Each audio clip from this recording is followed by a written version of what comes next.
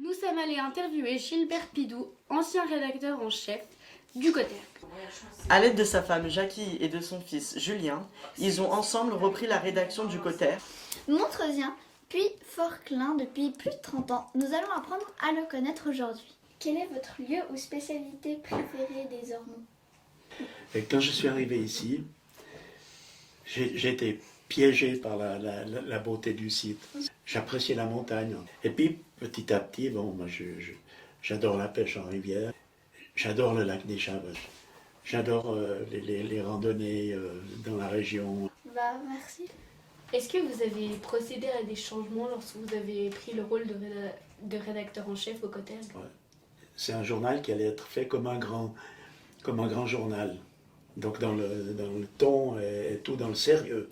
Puis oui, moi, l'option que j'avais, c'était de faire connaître les habitants, de faire connaître que les gens d'en haut connaissent ceux d'en bas.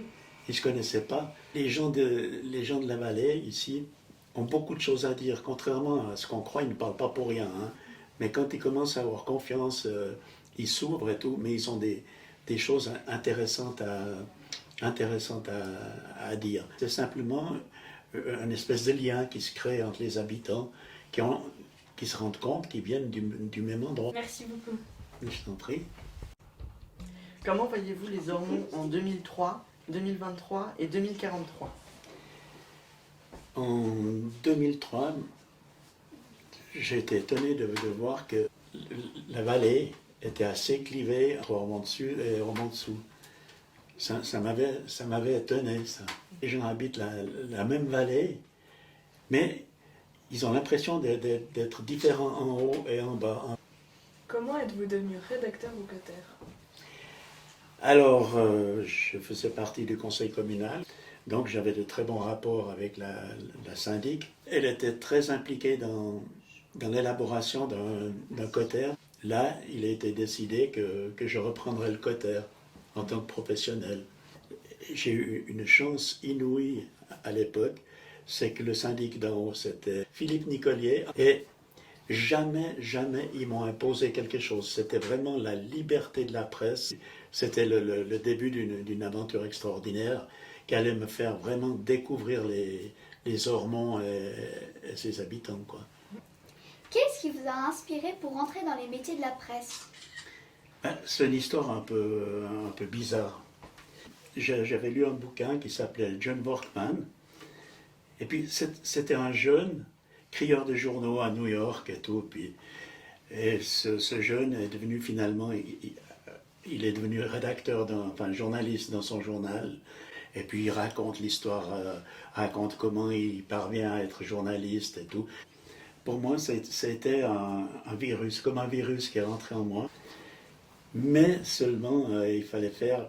Il y a plusieurs chemins pour arriver journaliste.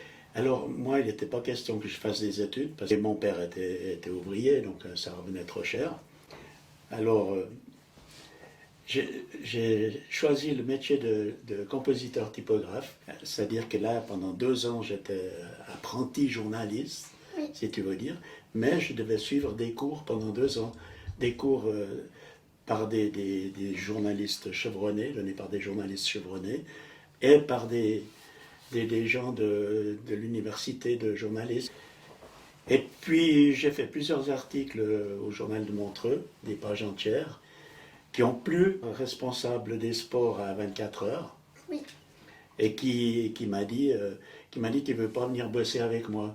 Alors, j'ai tout de suite dit oui, et puis j'ai commencé à 24 heures, une fois ce stage terminé. Donc, à la fin de ce stage, tu es journaliste RP.